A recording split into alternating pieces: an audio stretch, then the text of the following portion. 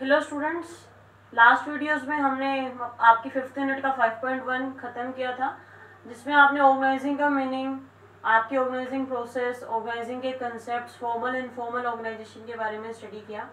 Now we are starting with 5.2 that is organizational structure. Board के point of view से ये बहुत ही important है। आपके पास क्या क्या टॉपिक्स यहाँ काउंट होंगे वो हमें सारा स्टडी करना है, प्लस केस स्टडीज को आइडेंटिफाई करना आपको सीखना है। तो पहले मैं जैसे आपको लास्ट वीडियोस में किया है, कंसेप्चुअली सारी चीज़ें क्लियर करके और फिर आपको केस स्टडीज प्रैक्टिस के लिए देती हूँ, तो वैसे ही आपको करेंगे। आपको आइडेंटिफाई करना होगा कि किस तरीके की ऑर्गेनाइजेशन में कौन सा ऑर्गेनाइजेशनल स्ट्रक्चर फॉलो होता है। लेमन टर्म में आज आपको मीनिंग समझाते हैं। पहले ऑर्गेनाइजेशनल स्ट्रक्चर, हम घर का नक्शा बनवाते हैं तो वो क्या होता है, स्ट्रक्चर ही होता है घर का। कहाँ किचन, कहाँ आपके स्टेयरकेस, कहाँ आपका लिविंग रूम, कहाँ आपके पास आपका ड्राइंग रूम्स या लॉबी या जो भी चीज़ें हैं, आप वो कहाँ पे किस हिसाब से बनवाने वाले हैं, वो जैसे एक घर का स्ट्रक्चर होता है, सेम वे हर एक कंपनी में एक ऑर्गेनाइजेशनल स्ट्रक्चर होता है। इसको आप डिज़ाइन कह सकते हैं कि कंपनी में किस तरीके का डिज़ाइन फॉलो होगा। अब उस डिज़ाइन में होगा क्या, उस डिज़ाइन में आपके पास होगा कि आपके पास आपकी बहुत सारी जो पोस्ट क्रिएट की गई हैं वो सारी आपकी बताई जाएंगी कि आपकी डिफरेंट पोस्ट कौन कौन सी हैं, प्लस उनके बीच में रिलेशनशिप कैसा है, वो सारी चीज़ें आपके वहाँ पे स्टडी की जाएंगी। तो जब भी हम ऑर्गेनाइजेशनल स्ट्रक्चर की बात करते हैं तो ऑर्गेनाइजेशनल स्ट्रक्चर जो है आपके पास एक लेमन टर्म में आपका एक डिज़ाइन होगा, जहाँ पे हमें डिफरेंट पोस्ट को क्रिएट करने के बाद उनके बीच में रिलेशनशिप इस्टेब्लिश करना है। अब वो पोस्ट चाहे मैनेजरियल लेवल की हो या नॉन मैनेजरियल लेवल की हो। एक स्टैंडर्ड डेफिनेशन अगर मैं इसको दूं तो स्टैंडर्ड डेफिनेशन क्या होगी, आपके पास आपके ऑर्गेनाइजेशनल स्ट्रक्चर की, it refers to that framework within which the managerial and non managerial task are perform. कि आपके पास ये आपका वो फ्रेमवर्क है जिसमें आपके पास आपका मैनेजरियल और नॉन मैनेजरियल टास्क जो है वो आपका परफॉर्म किया जाता है। Starting with this definition, mark कीजिएगा, 1 मार्क में आपसे डेफिनेशन पूछी जा सकती है कि एक ऐसा फ्रेमवर्क है जिसमें मैनेजरियल और नॉन मैनेजरियल दोनों चीज़ें ही आपके क्लियरली परफॉर्म की जा रही हैं, वो आपका ऑर्गेनाइजेशनल स्ट्रक्चर है। एक इम्पोर्टेंट कंसेप्ट और आता है स्पैन ऑफ मैनेजमेंट। देखिए, मीनिंग में हमने जाना कि डिफरेंट पोस्ट आप क्रिएट कर रहे हैं और उनके बीच में रिलेशनशिप हमें इस्टेब्लिश करना है। जब डिफरेंट पोस्ट आप क्रिएट करेंगे तो कई बार होगा आपके एक मैनेजर के नीचे कितने सबॉर्डिनेट्स आपको रखने हैं वो भी आपको तय करना है। तो स्पैन ऑफ मैनेजमेंट क्या होता है, आपने साइंस में लाइफ स्पैन वगैरह पढ़ा है। तो स्पैन ऑफ मैनेजमेंट क्या होता है, number of subordinates that can be efficiently managed by a manager. कि आपके पास कितने नंबर ऑफ सबॉर्डिनेट है जो एक मैनेजर अच्छे से मैनेज कर सकता है। अब देखिए, इफिशिएंटली एंड इफेक्टिवली मैंने आपको फर्स्ट यूनिट में क्लियरली पढ़ाया हुआ है। तो कितना अच्छे से आपका मैनेजर जो है वो आपकी कितने नंबर ऑफ सबॉर्डिनेट्स को मैनेज कर सकता है, वो आपका स्पैन ऑफ मैनेजमेंट कहलाता है। उसका एरिया कितना होगा, जनरली ये नंबर आपके पास 5 to 6 के बीच में रेंज करता है। अब आपके पास आपके पास ऑर्गेनाइजेशनल स्ट्रक्चर आपकी हम देखते हैं। सबसे पहले आता है फंक्शनल, डिविजनल, लाइन एंड एक होता है लाइन एंड स्टाफ। तो आपको एक तो CTSC, ICAI wizard, ICSO exams के लिए ध्यान रखना है, लाइन ऑर्गेनाइजेशनल स्ट्रक्चर जो है वो सबसे पुराना ऑर्गेनाइजेशनल स्ट्रक्चर है, ओल्डेस्ट फॉर्म है वो आपके स्ट्रक्चर्स में। बट लाइन एंड स्टाफ ये दोनों आपके सिलेबस में नहीं है। आपको सिर्फ स्टडी करना है फंक्शनल और आपके पास divisional organisational structure. Functional organisational structure को जब हम डिफाइन करते हैं, नाम से क्लियर है, फंक्शनल ऑर्गेनाइजेशनल स्ट्रक्चर एक ऐसा स्ट्रक्चर जिसमें मेन फोकस जो है वो आपके फंक्शंस पे किया जाएगा कि एक कंपनी क्या क्या एक ऑर्गेनाइजेशन क्या क्या फंक्शंस परफॉर्म कर रही है, उसके अकॉर्डिंग हम उसके डिपार्टमेंट्स बना देते हैं और वो डिपार्टमेंट्स ही अपने आप में स्पेशलिटी रखते हैं। तो वो आपके पास उसमें ध्यान रखते हुए हमने फंक्शनल ऑर्गेनाइजेशनल स्ट्रक्चर बनाना होता है।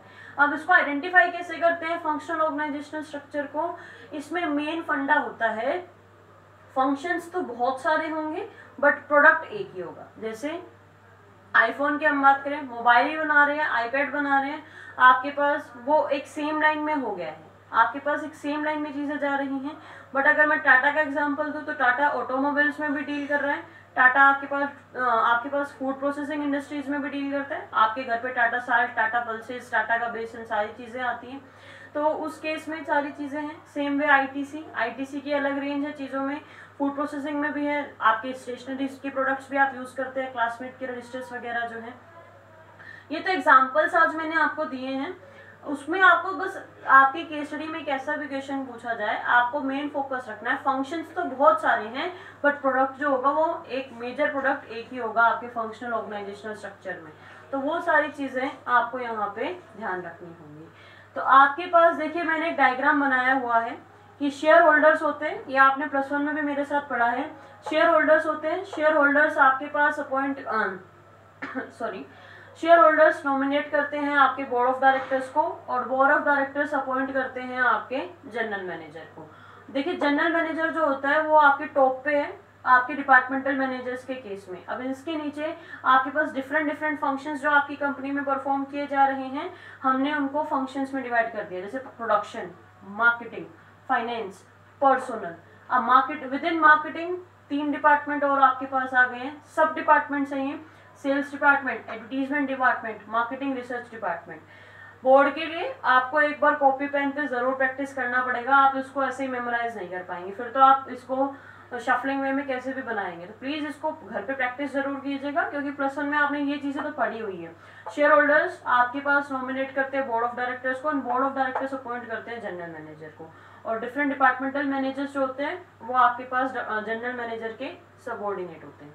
तो ये जो आपके पास 3 डिपार्टमेंट है, sales, advertisement, marketing research department, ये आपके मार्केटिंग डिपार्टमेंट के सब डिपार्टमेंट्स हैं।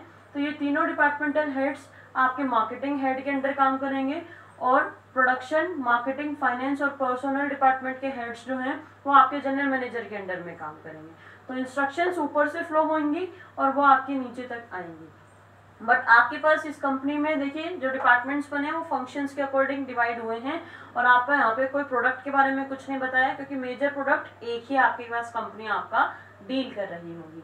तो सपोज आप कोई भी ऐसी कंपनी उठाइए जिसमें हम एक ही प्रोडक्ट के बारे में अगर डील करेंगे, जैसे आपके पास मोबाइल फ़ोन के लिए अगर हम रेडमी आपके पास उठा लें, आपके पास iWall के लिए आपकी उसमें देख सकते हैं, बट उसमें भी वेरिएशंस हैं, बट वो सारी एक ही लाइन की प्रोडक्ट है।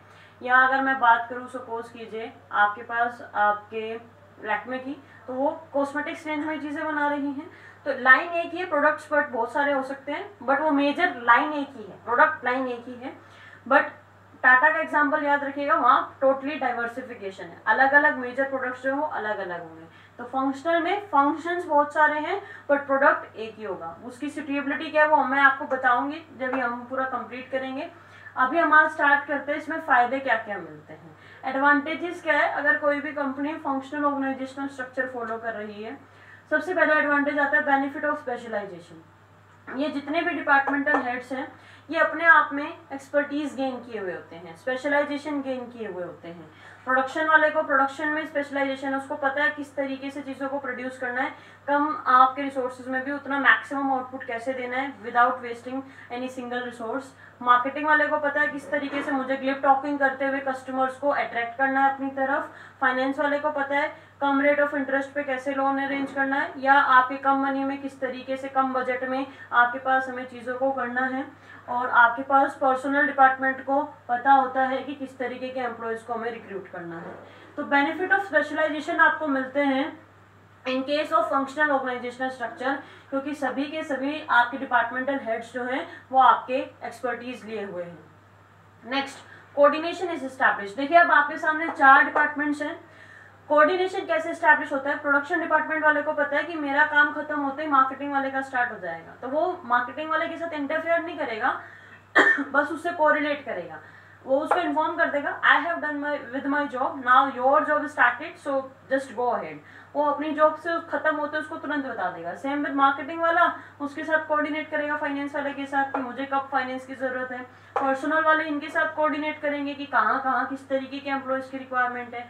तो जब स्पेशलाइजेशन हो जाती है, हर कोई अपने आप में एक एक्सपर्टीज होता है, तो उनको पता रहता है हमारे दायरे का है और हमें कब जाकर के किसके साथ को रिलेट करना है। तो वो इतने आपस में, जैसे आप बोलते हो जिसको मैच्योरिटी वाली जो चीज़ होती है, वो ये चीज़ है यहाँ प्रोफेशनल मैच्योरिटी होती है कि वो अपने आप तालमेल बिठा लेते हैं चीज़ों में। मैनेजरियल एफिशिएंसी, एफिशिएंसी का मीनिंग आप जानते हैं यहाँ पे मिनिमम वेस्टेज के साथ। तो जब एक्सपर्टीज का बेनिफिट हमें मिल रहा है तो ऑब्वियस सी बात है एक्सपर्ट जो होते हैं वो आपके पास मिनिमम वेस्टेज फॉलो करते हुए चलते हैं। चाहे आप वो किचन में शेफ का एग्जांपल देख लीजिए या आपके पास आप एक टेलरिंग का एग्जांपल देख लीजिए, जहाँ पे भी एक्सपर्टीज की बात आएगी वहाँ आपको एफिशिएंसी मिलेगी, क्योंकि वो एक्सपर्ट हो चुका होगा वो इंसान उस काम को करने में, और वो विद मिनिमम वेस्टेज उस चीज़ों को करेगा। Minimum duplication of the efforts. Production वाला सिर्फ प्रोडक्शन का काम करेगा ना, वो मार्केटिंग जॉब करेगा ना, वो फाइनेंस की जॉब करेगा ना, वो प्रोडक्शन पर्सनल डिपार्टमेंट वाले की जॉब करेगा। उसकी जॉब उस तक लिमिटेड है। प्रोडक्शन का काम बाकी तीनों डिपार्टमेंट में रिपीट नहीं होगा। इन तीनों डिपार्टमेंट से कुछ भी रिलेटेड है आपका प्रोडक्शन का तो वो सारा प्रोडक्शन डिपार्टमेंट में किया जाएगा, वो काम कहीं पे और पे रिपीट नहीं होगा। तो वो ही चीज़ कहलाती है कि हर फंक्शन एक ही जगह परफॉर्म होएगा, दूसरी जगह परफॉर्म नहीं होएगा, और आपके पास आपके जो एफर्ट्स हैं वो अपने आप ही आपके मिनिमम हो जाएंगे कि वो आपके डुप्लीकेसी में नहीं जा रही है। ट्रेनिंग इज फैसिलिटेटेड, ये बहुत अच्छा पॉइंट है। देखिए प्रोडक्शन डिपार्टमेंट की हम बात करते हैं तो यहाँ पे अगर किसी भी पर्टिकुलर एम्प्लॉय को ट्रेनिंग की जरूरत है तो हमें उसको सारी चीजें नहीं सिखाने की जरूरत है। मेरे को उसको जाके ना मार्केटिंग का सिखाना, ना फाइनेंस का सिखाना, ना पर्सनल का सिखाना, मुझे सिर्फ उसको प्रोडक्शन का काम सिखाना है। मेरे को पता चल गया कि कोई फाइनेंस डिपार्टमेंट में एक वीक एम्प्लॉय है तो मैं उसको जाके फाइनेंस की चीजें बताऊंगी, उसको कंसेप्चुअली, उसको प्रैक्टिकली उसको ट्रेनिंग दूंगी फिर फाइनेंस डिपार्टमेंट में। फिर उसको मुझे ये नहीं कि उसको मेरे को कंफ्यूजन है या उसको ही कंफ्यूजन है उसको काम क्या सिखाना है, वो क्लियर होगा अपने रोल के बारे में, अपने डिपार्टमेंट के बारे में, मैं क्लियर रहूंगी उसकी ट्रेनिंग के बारे में। जब हम अलग अलग डिपार्टमेंट फंक्शंस के हिसाब से क्रिएट करते हैं तो हम वहाँ पे इजीली आइडेंटिफाई कर सकते हैं कि किस डिपार्टमेंट में किस एम्प्लॉय को किस तरीके की ट्रेनिंग की रिक्वायरमेंट है। Next, equal weightage to all functions. या आपके पास इन्हीं पॉइंट से 1 मार्क क्वेश्चंस भी बन सकते हैं कि किस ऑर्गेनाइजेशनल स्ट्रक्चर में आपके पास आपके किस सभी फंक्शंस को इंपॉर्टेंस दी जाती है। तो आपका आंसर होगा कि फंक्शनल ऑर्गेनाइजेशनल स्ट्रक्चर में सभी फंक्शंस को इक्वल इंपॉर्टेंस दी जाती है। Production, marketing, finance and personal 4 department आपके पास हैं। चारों में से एक भी अगर आप यहाँ पे सोचो कि मैं इसको दबा दूंगा और हम तीन ऊपर उठ जाएंगे, ऐसा नहीं होगा।